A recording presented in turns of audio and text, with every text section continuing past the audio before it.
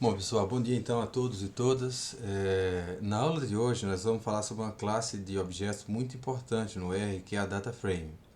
Antes disso, eu esqueci de falar na última aula, mas eu tenho algumas sugestões de pacotes aqui que eu acho importante vocês instalarem no sistema de vocês, tá? Esse daqui nós vamos explorar com bastante detalhes, o Tidyverse, é um pacote muito útil. GVLMA é um pacote também interessante para teste de modelos, de premissa de modelos. Multicomp View, Vegan, nós já comentamos na aula passada. EM-Means para fazer teste de médias, contrastes. Agrícola é um pacote interessante. Esse Arcolor Brewer também é um pacote muito bom, somente para fazer gráficos. Tá? O sistema de cores de Brewer é muito bom. OpenXLSX, para a gente abrir arquivos do Excel, Read Excel também, mesma linha do primeiro. XP10, eu acho que para quem está acostumado a trabalhar com Sysvar, pelo menos para ter algum paralelo em relação ao que você obteria usando o Sysvar, pode ser útil também, tá? E esse pacote Plotly, tá? Um pacote também muito bom para fazer gráficos interativos, tá? Então, vocês devem lembrar da aula passada que para instalar pacotes, vocês apenas precisam utilizar a função install packages, tá? E o nome do pacote, então, você coloca aqui entre aspas. Ou você pode utilizar a opção de instalar via aqui esse botão install, tá? E aí sim você colocaria o nome do pacote, precisa ser com aspas dentro da caixa de diálogo que você abre. Ok, então voltando para a aula de hoje, então, vamos primeiro simular aqui uma situação em que nós tenhamos dados de um experimento hipotético, tá? Então, para isso, eu vou criar alguns vetores aqui referente a, por exemplo, tratamentos, repetições e as variáveis resultantes do experimento. Então, para facilitar esse tipo de trabalho, nós vamos usar uma função chamada de rep, tá? Que ela serve para repetir. Além disso, no R nós temos dois vetores aqui bastante úteis, que são letters minúsculos e letters maiúsculos, tá? Veja que são as letras do alfabeto. Então, esses dois vetores aqui já vêm embutidos no próprio R, tá? Eles já vêm carregados automaticamente no R, e a gente pode utilizá-lo, por exemplo, para criar o nome dos nossos tratamentos aqui hipotéticos. Então, eu quero basicamente simular uma situação em que nós tenhamos um experimento com 5 tratamentos, A, B, C, D e E, e com 5 repetições para cada experimento. Tá? Então, para isso, então, o que eu vou fazer é repetir. Vamos utilizar as letras maiúsculas. Estou utilizando, então, do vetor letters, tá? É um vetor caractere que já vem embutido no R. Eu vou selecionar os 5 primeiros elementos, 1 a 5, nós já vimos como fazer isso em aulas anteriores. E em seguida, então, eu vou repeti-lo e vou indicar que eu quero que cada um deles seja repetido 5 vezes. Se eu executo isso daqui, veja aqui o resultado. Vamos executar mais uma vez. Veja que o resultado, então, é esse vetor em que eu tenho a letra A 5 vezes, a letra B 5 vezes, a mesma para C, D e E. Tá? Então, isso daqui poderia ser os nossos tratamentos. Vou chamar de trat. Em seguida, vamos simular as repetições. Nós temos então 5 repetições. Então, digamos que as repetições tenham sido codificadas da seguinte maneira: repetição 1, repetição 2, repetição 3, repetição 4 e repetição 5. Tá? Nesse caso, eu também quero repetir isso daqui. Só que ao invés de repetir cada elemento do vetor 5 vezes, o que eu quero fazer na verdade é repetir esse vetor inteiro 5 vezes. Porque lembre, eu quero que esse vetor, com esses valores 1, 2, 3, 4, 5, seja para o tratamento A, em seguida para o B, para o C e para o D. Eu não quero, por exemplo, que seja tratamento 1 para o A, todo 1 para o A, depois todo 2 para o B e assim por diante. Não é isso que eu quero fazer. Então, nesse caso, então, eu vou fazer repita, tá? Esse vetor, então coloquei aqui em concatenar esse vetor com as repetições 5 vezes. Veja então que nesse caso ele não está repetindo cada elemento 5 vezes, mas ao invés disso ele está repetindo o vetor inteiro 5 vezes. Então dessa forma eu tenho aqui correspondência como sendo tratamento A, repetição 1, tratamento A, repetição 2, A, repetição 3, B, repetição 1 e assim por diante. Tá? E vamos chamar isso daqui então de repetição. Em seguida, para gerar o que seria os valores de um, sei lá, digamos uma variável de interesse, matéria seca da parte aérea, por exemplo, tá? Eu vou utilizar para isso uma função que nós vamos discutir mais à frente, quando nós tratarmos da parte estatística, que é a função rnorm, que ela serve para gerar ou para amostrar valores de uma distribuição normal, tá? Então, o primeiro passo, nós precisamos fornecer quantos valores nós estamos interessados em amostrar. Nesse caso, como nós temos 5 tratamentos com 5 repetições, nós precisamos de 25 valores, tá? Em seguida, para a distribuição normal, eu não quero entrar muito em detalhes sobre isso nesse momento, que a gente vai trabalhar com isso mais à frente em estatística. Mas na distribuição normal, basicamente, basicamente o que você tem, então... Oh, gente, se eu conseguir desenhar... Tá difícil hoje. Ok. O que nós temos, então, é uma média, tá? Sei lá, vou chamar isso aqui de... Normalmente ela é indicada como sendo Mi, tá? Então eu tenho uma média e tenho um desvio em torno dessa média, tá? Então geralmente é definido como sendo sigma. Deixa eu ver se eu consigo fazer isso aqui, beleza. Então no caso da distribuição normal, nós temos que ela tem essa comportamento aqui, tá? Ou seja, o maior valor de probabilidade está associado à média, tá? Bom, e nós temos então que 60 e alguma coisa por cento da probabilidade está localizada aqui nessa região em que nós temos a média mais ou menos o valor do desvio, tá? Se nós multiplicarmos aqui o desvio por 1,96, nós teríamos 95% e assim por diante.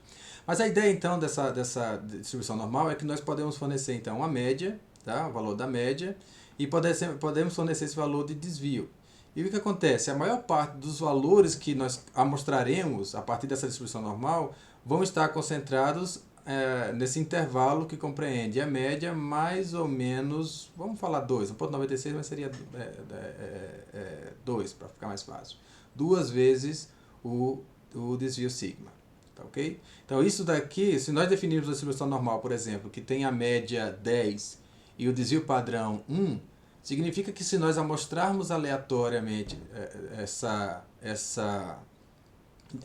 valores dessa distribuição normal, 95% deles vão estar concentrados entre 8 e 12. Tá? Ou seja, 8 seria 10 menos 2 vezes 1, tá? Seria o limite inferior, até está concentrado entre esse ponto e esse daqui, até 10 mais 2 vezes 1, que seria 12. Então, se nós definirmos uma distribuição normal com média Mi igual a 10 e sigma igual a 1, significa então que nós teríamos 95% de probabilidade, amostrando valores dessa distribuição, de obter valores aqui nessa faixa entre 8 e 12.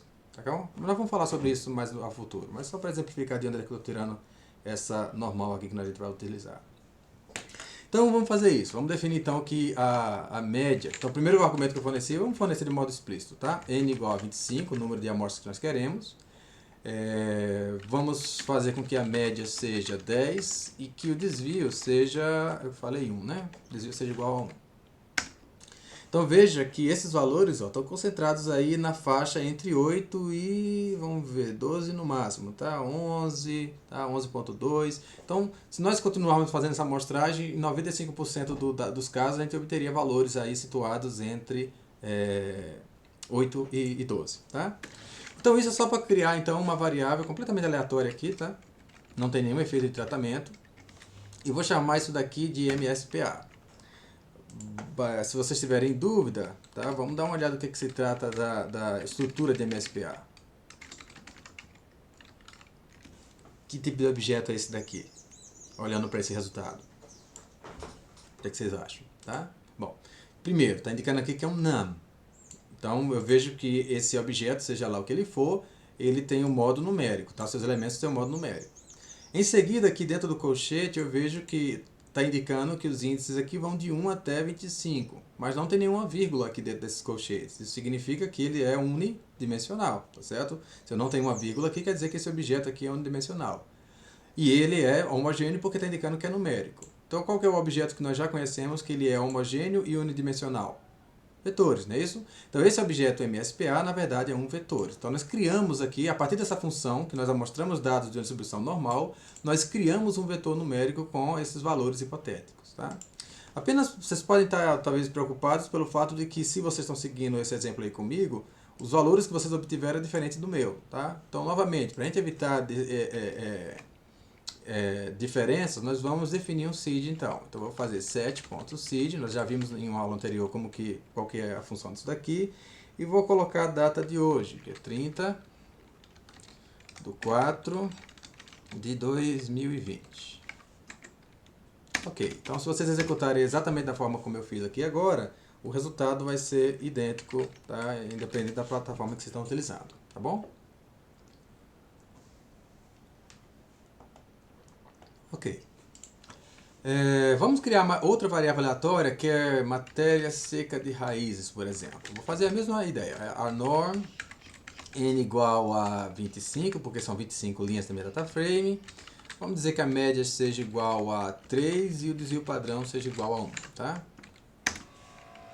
Então veja que nós temos então aqui 4 variáveis que já poderia ser um experimento simples, um experimento pequeno, tá?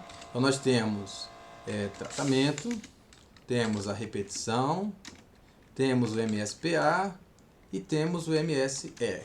Por que eu estou fazendo tudo isso? Porque nós temos agora um problema diante de nós.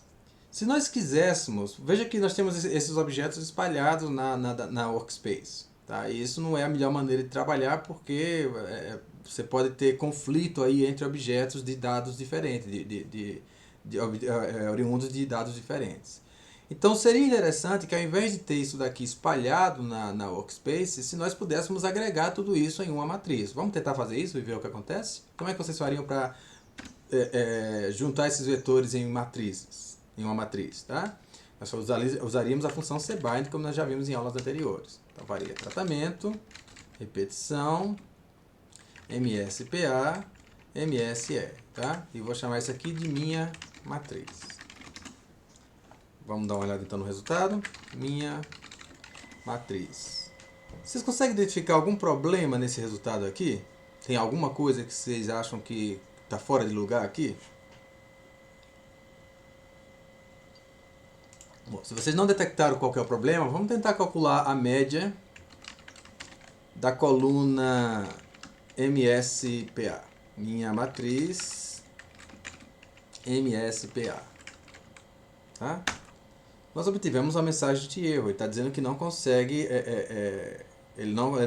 essa função ela não conseguiu operar sobre o argumento que nós fornecemos. Por que será que ela não conseguiu operar sobre esse argumento? Vamos ver. Vamos então extrair a coluna minha matriz MSPA e vamos ver. Bom, tá aqui os números, aparentemente está tudo certo. Vamos dar uma olhada na estrutura disso daqui. Opa, peraí. MSPA deveria ser um número, não é verdade? É uma variável numérica. Por que ela está aparecendo aqui como caractere? Tá indicando aqui ó, que é um caractere, tá? 1 a 25, tá? Isso aqui é um vetor, a coluna da matriz é um vetor, mas está indicando que é um caractere. Por que razão então está achando que é caractere? Bom, vocês já deveriam ter visto logo de cara que os valores de MSPA e de MSR estão aparecendo aqui entre aspas, tá certo? Ou seja, isso daqui não é um número. Isso daqui é um símbolo, um conjunto de símbolos, tá? Mas não é um número. Isso daqui não dá para fazer operações matemáticas sobre isso daqui, tá certo? Então, o que aconteceu, na verdade, é algo que nós já discutimos bastante em aulas anteriores. Lembra que matriz é um objeto homogêneo? Se ela é um objeto homogêneo, a partir do momento que eu tentei combinar esses vetores para formar uma única matriz, eu tenho então aqui tratamento, que é um vetor categórico, tenho repetição, que também é um vetor categórico, tenho MSPA, que é um vetor numérico, e temos MSR, que é outro vetor numérico. O que vai acontecer? O modo prevalente aqui é caractere. Então, em razão disso, todos os demais elementos e as demais colunas vão ser convertidas a caracteres, o que é péssimo para nosso objetivo prático, tá certo? Então, nós vimos de aulas anteriores que nós vimos então objetos unidimensionais, tá? E homogêneos. Unidimensionais, vamos colocar aqui homogêneo. Opa, homogêneo. Então nós vimos que esse daqui eram os vetores, tá? Em seguida nós vimos um segundo objeto, que é bidimensional, mas homogêneo. Matrizes, não é isso? Nós vimos um outro objeto que é unidimensional e que era recursivo. Recursivo. Quem era? A lista, tá? Gente, hoje está meio difícil de escrever aqui. A lista.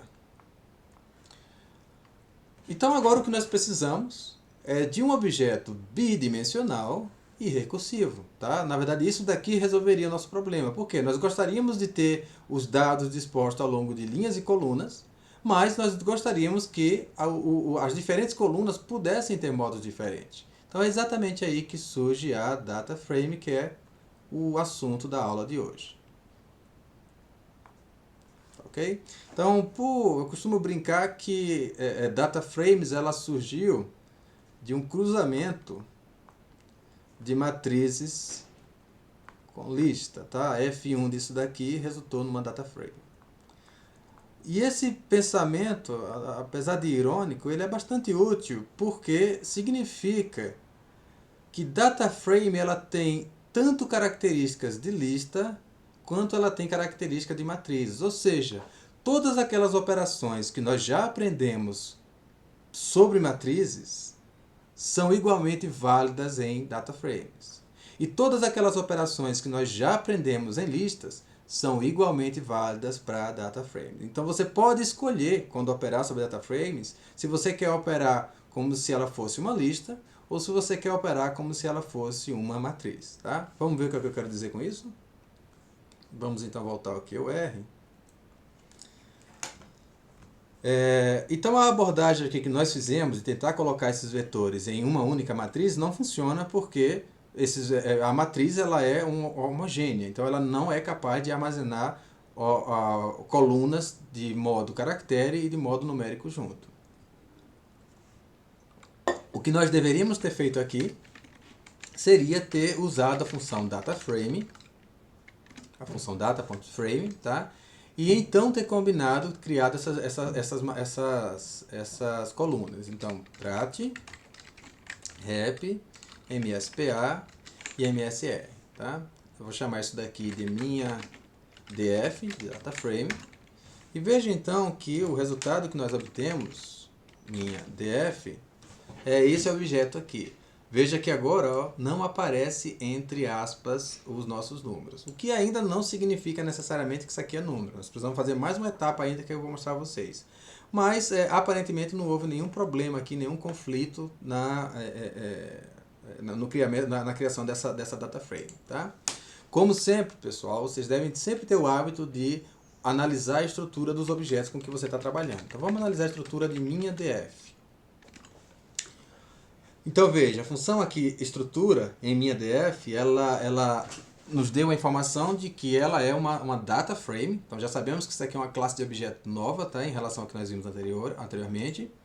É uma data frame com 25 observações de 4 variáveis, ou seja, 25 linhas e 4 colunas. E olha só, essa sintaxe aqui te lembra de alguma coisa? Nós não vimos isso daqui já em listas? Então você está vendo que as colunas dessa data frame estão sendo apresentadas como se fossem componentes de uma lista? Porque são, tá? Então vocês podem pensar numa data frame como um tipo especial de lista, tá certo? Então aqui estão as colunas. A diferença é que em relação à lista, que nós falamos que no caso da lista, o que está em uma componente não tem nenhuma relação com o que está em outra componente, tá? No caso de data frame é diferente. Existe uma relação sim, a posição dos elementos, tá? Em cada componente tem um respectivo na outra componente. Ou seja, o terceiro elemento da primeira componente de uma data frame, ela está relacionada à informação que aparece na terceira componente, da terceira linha, ou terceira posição da terceira componente. Tá? Deixa eu me explicar o que eu quero dizer com isso. Então, se eu tenho aqui uma lista, por exemplo, vamos pensar no caso de uma lista primeiro. Tá? Nós vimos que a lista ela é uma série de gavetas, não é isso? Nós chamamos de componentes. Aqui eu poderia ter, por exemplo, um objeto de comprimento 1, por exemplo. Poderia ter o número 1 aqui, o vetor unitário contendo o número 1 aqui nessa componente. E aqui eu poderia ter uma outra componente contendo o vetor com comprimento 4. Para a lista isso não tem o menor problema. No caso de vetores, não. No caso de matriz, de data frames, perdão, não. Embora ela tenha o comportamento de uma lista, ela seja mais ou menos uma lista, tá? DF. Mas o que acontece é que o que está na sua componente, eu tenho aqui uma componente ou uma coluna, digamos que aqui tenha 4 elementos.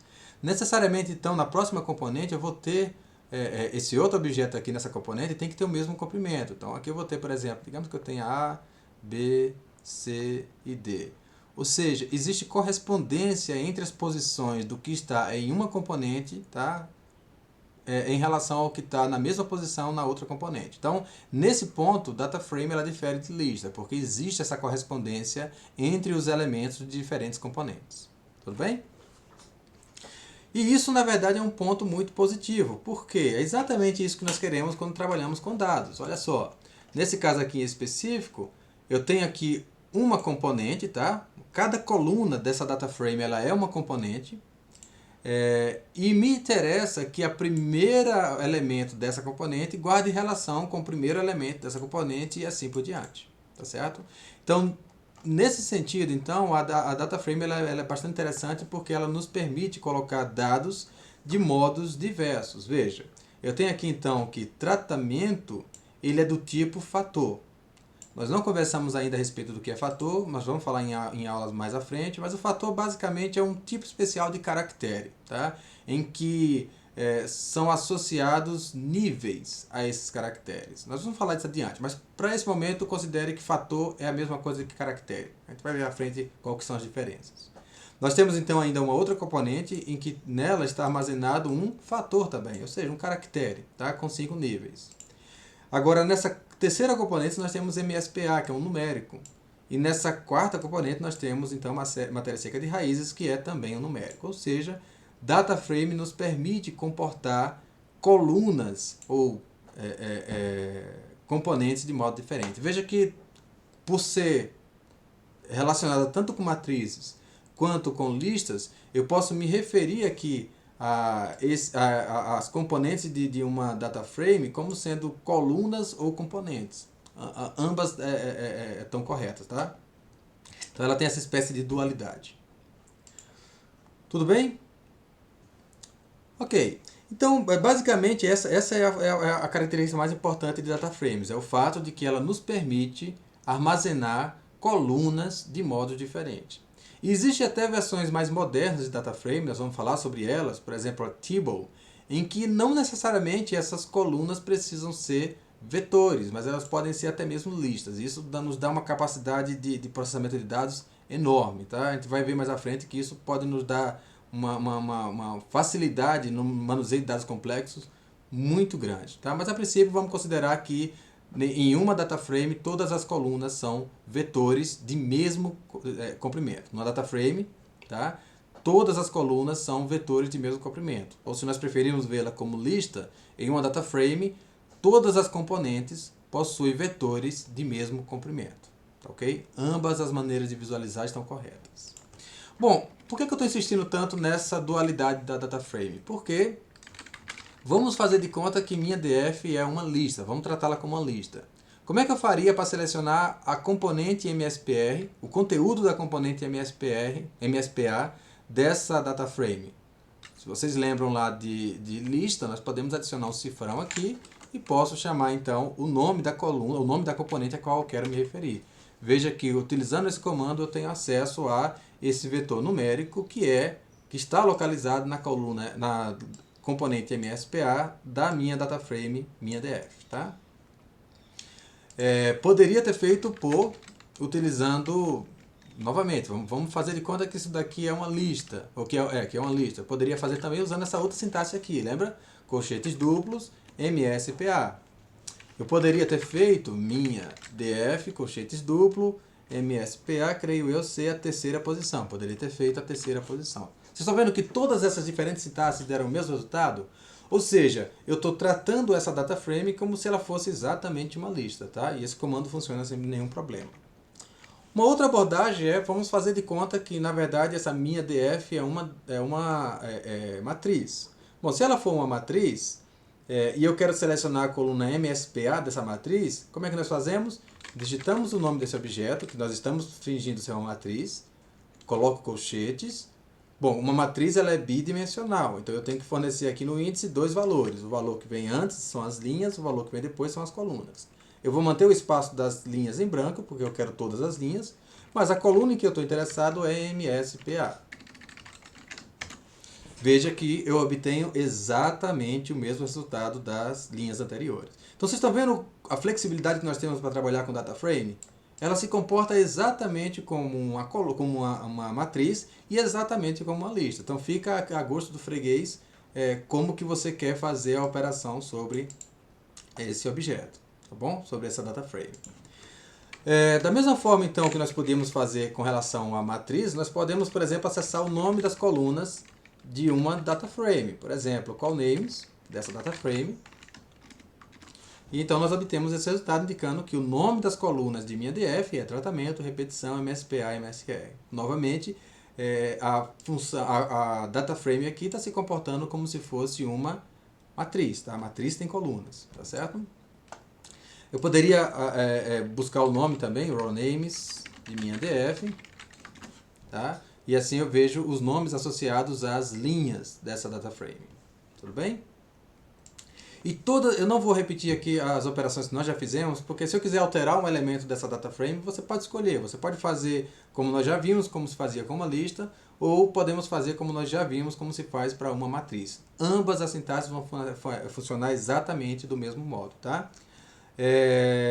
Alguns cuidados que nós precisamos tomar no caso de data frames. Então deixa eu mostrar mais uma vez aqui a minha DF. Vamos olhar aqui no minha DF. Eu só preciso tomar cuidado, por exemplo, se você for utilizar a função apply, tá, aqui nessa matriz, nessa data frame, perdão, você deve tomar o cuidado com relação ao fato de você ter também variáveis categóricas. Então eu vou usar esse termo agora aqui, tá? Categórica. Então categórica é quando nós não temos números aqui na variável, tá?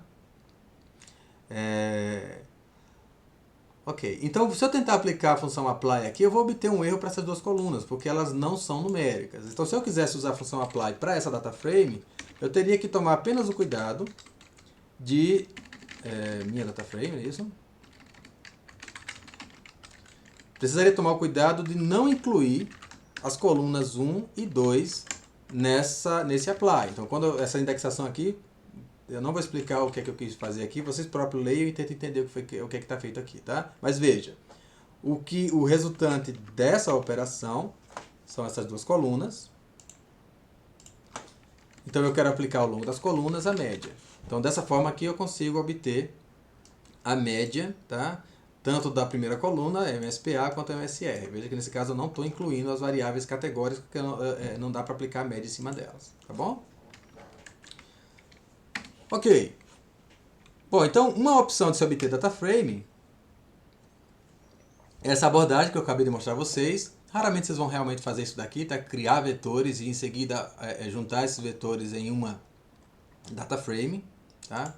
Essa é uma abordagem, ocasionalmente vocês vão precisar fazer isso, mas em geral vocês vão obter data frames ou aquelas que já vêm em pacotes, para exemplo, ou a partir da importação de arquivos no seu sistema de arquivos, no seu computador, tá certo?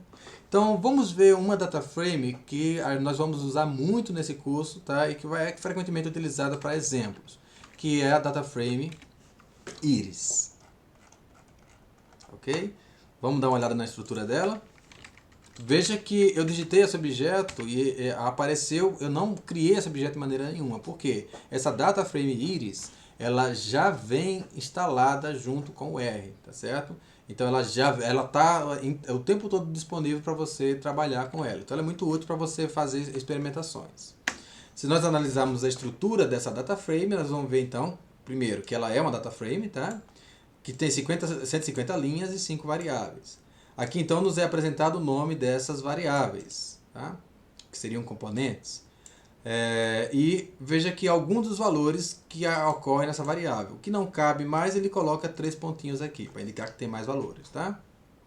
Sepal length numérico, petal length numérico, petal width numérico. E agora nós temos aqui espécies, ou species, tá? Que é um fator com 3 níveis, tá, ok? Vamos ver então o que é esse fator. Então eu falei que nós íamos comentar a respeito de fator. O que é esse fator? Vamos selecionar essa coluna species, tá? Como é que nós faríamos? Tentem fazer. Como é que vocês fariam para selecionar a coluna species dessa data frame years? Tentem resolver isso e aí a gente volta com a resposta daqui a 5 segundos. Ok? Vamos lá então. Então, como eu poderia fazer isso de várias maneiras. Por exemplo, eu poderia tratar íris como sendo uma matriz. Então, eu vou selecionar a coluna species.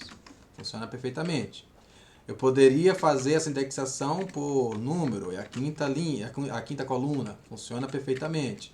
Eu poderia tratar isso daqui como uma lista e selecionar a quinta coluna. Funciona do mesmo jeito.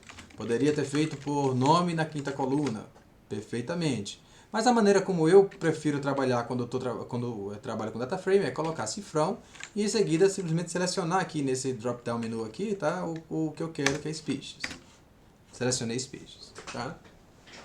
Eu chamo a atenção aqui, eu falei que fator ele é similar a caractere, mas não é exatamente caractere, tá? Logo de cara a gente já consegue ver por quê. Tá faltando aqui as aspas, vocês lembram? Então isso daqui, se isso aqui fosse realmente um caractere, teria que aparecer com aspas, não está aparecendo com aspas, tá? Vamos ver então algumas diferenças importantes. Outra coisa que aparece aqui, ó, que não tinha no caso de caracteres, é essa informação aqui de níveis, tá vendo? Está me indicando aqui que tem 3 níveis nesse fator, setosa, versicola e vigínica. Então, caractere na verdade, fator na verdade, ele é uma maneira de você codificar, uma maneira de você codificar caracteres. Digamos, por exemplo, que eu tenho aqui uma coluna, vou chamar de call, em uma data frame, uma coluna, em que eu tenho os seguintes valores aqui, por exemplo, A, B, C, B, D, A, B, por exemplo, tá? Não, vamos complicar um pouquinho mais. Vamos colocar nomes aqui, por exemplo, Amanda, Bob, Carlos, Bob, o Duda, Amanda e Bob, tá? Bom, se eu estou trabalhando com um conjunto de dados muito extenso, digamos aí que milhares de linhas, por exemplo, o que acontece? Se eu tiver que repetir essa palavra aqui múltiplas vezes, isso daqui gera uma ineficiência no armazenamento, tá? Porque isso daqui, cada letra aqui ela toma 1 byte, tá? Ela ocupa 1 byte de memória. Então, se eu estou repetindo esse nome múltiplas vezes, isso daqui vai gerar uma ineficiência em termos de armazenamento, porque eu estou gastando 5, nesse caso aqui, 6 bytes para armazenar essa informação. Uma outra estratégia que nós poderíamos fazer seria o seguinte: bom, que tal se ao invés de eu ter que repetir isso daqui múltiplas vezes, eu identificar os valores únicos que ocorrem aqui. Então eu sei que ocorre aqui Amanda, Bob, Carlos e Duda. Bom, e eu vou associar então a esse primeiro valor o número 1, ao segundo valor o número 2, em geral vai ser seguido em ordem alfabética, tá? O número 3 e o número 4. E ao invés de armazenar isso daqui repetindo esse nome múltiplas vezes, o que eu vou fazer na verdade é armazenar um vetor numérico em que onde ocorrer Amanda, eu vou colocar o valor número 1. Onde ocorrer Bob, eu vou colocar o valor número 2. Onde ocorrer Carlos, eu coloco o valor número 3. Bom, aqui eu tenho o Bob de novo, então vai ser 2. Eu tenho a Duda agora, que é o número 4. Certo? Em seguida eu tenho a Amanda aqui de novo, número 1. E em seguida eu tenho o Bob novamente, que é o número 2. Tá? Dessa forma agora, veja que onde eu gastava 5 bytes aqui para armazenar, tá? Agora 6 bytes para armazenar, eu estou gastando apenas 1 byte. Tá, ok? Ou seja, eu armazeno uma única vez quais são os caracteres, os valores que ocorrem. Isso daqui nós chamamos de níveis, tá? Ou levels, como vocês viram lá no R. Levels. Tá? E em seguida nós atribuímos um código de número, tá? Que identifica quais desses valores estão ocorrendo na coluna. Tá? Então essa é uma das razões para fazer isso daqui. Hoje em dia isso não é mais tão preocupante ou tão importante, porque os computadores têm capacidade de armazenamento muito grande. Mas uma outra razão também muito importante é que se você tentar modificar um fator e tentar incluir um valor nesse fator que não estava previamente nos níveis, vai, na verdade, ocorrer a inserção de um NA, de um valor faltante. Ou seja, digamos que eu quero inserir aqui a Júlia em alguma posição. Eu quero trocar o Bob aqui pela Júlia. Se eu tentar fazer isso, e isso daqui for um fator, o que vai acontecer é que ao invés de ser incluída a Júlia, vai ser incluído um valor de NA. Por quê? Vai ser identificado que Júlia não estava previamente nos níveis dessa coluna e em razão disso, então ele não vai aceitar que você inclua um valor que não é pré-existente. Tá? Então esse valor vai ser sobrescrito com um NA. E isso serve um pouco como segurança. Ou seja, se houver um erro de digitação e, por exemplo, eu quiser transformar essa linha aqui da Duda em Bob, mas eu colocar Bob minúsculo, tá? Veja que Bob minúsculo não ocorre aqui nos níveis. Então o que vai acontecer? Na verdade vai entrar um NA aqui, ele não vai aceitar essa operação, ele vai substituir a Duda por NA e não vai aceitar incluir esse valor Bob com B minúsculo. Tá? Então vamos ver isso daqui na prática. Então mais uma vez, nós temos então esse objeto aqui, Iris Species, que é uma coluna da nossa data frame. Tá? Se nós analisarmos qual que é a estrutura disso daqui, nós vamos ver então que ela é um fator com 3 níveis. E olha só esses números aqui, ó. É exatamente o que a gente estava conversando anteriormente. São os números associados aos níveis do fator. Vamos descobrir quais são os níveis desse fator. Iris Species. Eu vejo que existem então 3 níveis. Setosa, versicolor e virgínica. Se nós fizermos as numeric Iris Species, nós vamos ver então que os primeiros 50 elementos são 1, do 51 até o 100 é 2, e do 101 até o 150 é 3. O que isso quer dizer? Que nessas primeiras 50 posições estão o primeiro nível, que é setosa. A segunda posição estão nessa 50 até 100 está o segundo nível desse fator, que é versicolor. E por fim, o terceiro nível desse fator. Se nós analisarmos aqui a íris, nós vamos ver que é exatamente isso que acontece. Tá? Setosa é o primeiro, seguida de versicolor e por fim, virgínica. Então vocês entenderam como que esses números, como que os fatores são armazenados? Como que os fatores são armazenados? Então, na verdade, o que está armazenado aqui nesse objeto são números. O que é apresentado para a gente na tela é uma conversão para a gente visualizar quais são os valores referentes, os níveis referentes ali. Tá? Mas o que está realmente armazenado nesse fator são números. Bom, e eu dizia a vocês que se eu tentar modificar, por exemplo, digamos que eu queira incluir nessa posição aqui de íris, eu queira incluir setosa com S maiúsculo. Tá? Tentem fazer isso. Como é que vocês fariam para incluir? Eu quero que vocês alterem esse objeto, íris. Vocês podem tratar tanto como se fosse uma lista, quanto como se fosse uma matriz. Eu quero que vocês substituam aqui nessa posição, primeira posição da coluna species, eu quero que você altere isso daqui para setosa com S maiúsculo. Tá? Tentem fazer isso e a gente vê a resposta então quando retornarmos.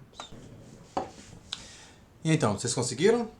Bom, eu antecipo que alguns de vocês podem ter tentado fazer isso daqui. Ó. Vamos pensar que íris é uma matriz, então eu poderia ter feito species, recebe, setosa. Se alguém tentou fazer isso, qual foi o erro que você encontrou? Ou qual erro que você esperaria se tentasse fazer isso? O que é isso daqui? Isso daqui é o nome do objeto, tá? Se eu me refiro aqui no R a uma sequência de letras aqui sem aspas, isso daqui seria um nome do objeto, então ele vai me dizer que o objeto setosa not found. Então o que nós queremos realmente fazer é adicionar o caractere setosa aqui nessa posição.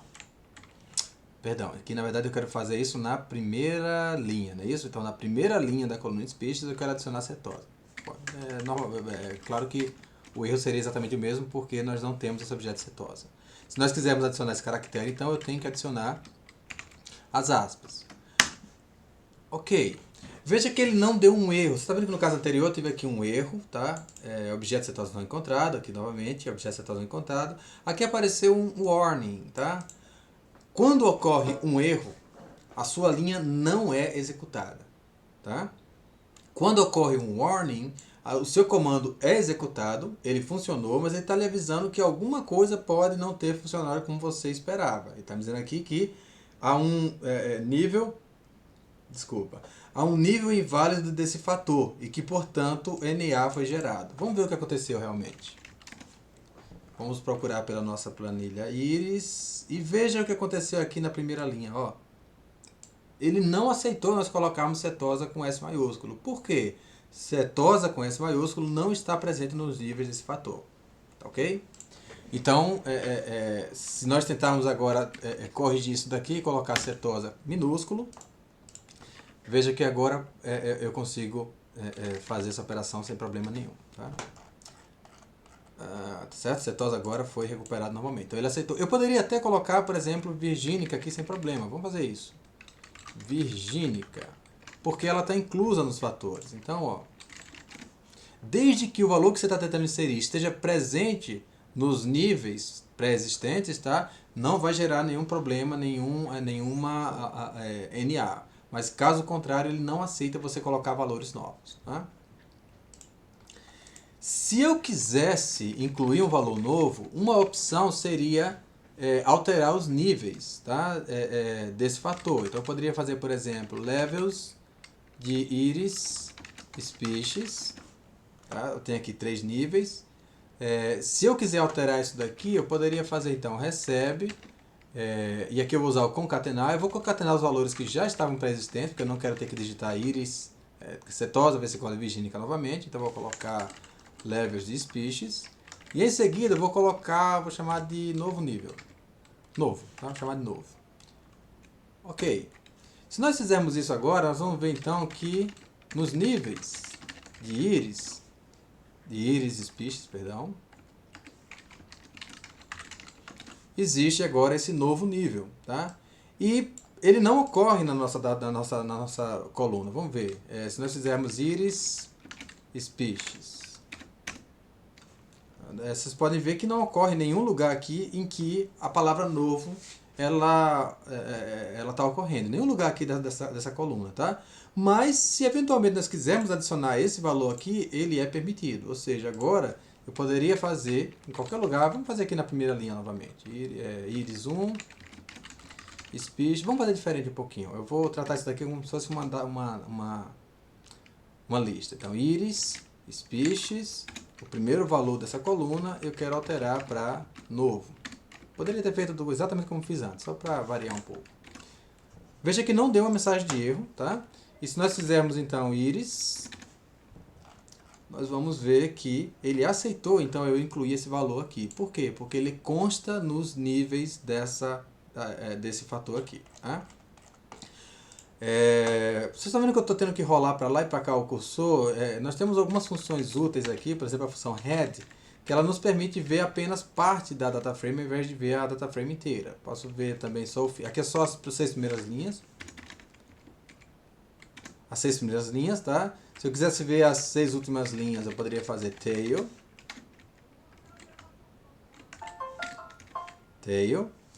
E se eu quisesse ver mais do que as 6 primeiras linhas, eu poderia colocar um n maior aqui, por exemplo, n igual a 10, tá? Vou ver as 10 primeiras linhas, e assim por diante. Então, no caso de data frames grandes, para a gente não ter que ficar rolando o cursor para lá e para cá, a gente pode utilizar essa função head aqui, tá? Mas, novamente, então, veja que se eu adiciono esse valor aos níveis do fator, eu consigo alterar qualquer posição desse fator para esse valor, tá? Uma outra maneira também seria simplesmente desfazer o fator.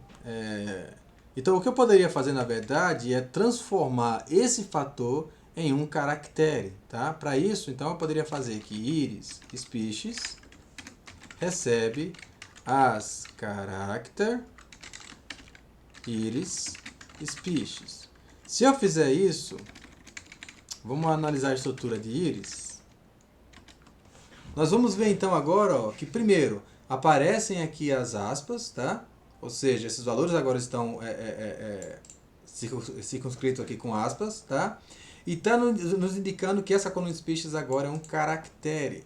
Ou seja, se nós analisarmos agora a íris, isso quer dizer que eu posso fazer o que eu quiser nessa coluna. Então, iris species, eu vou pegar a segunda linha aqui, o segundo elemento de iris species, e vou alterar para qualquer coisa.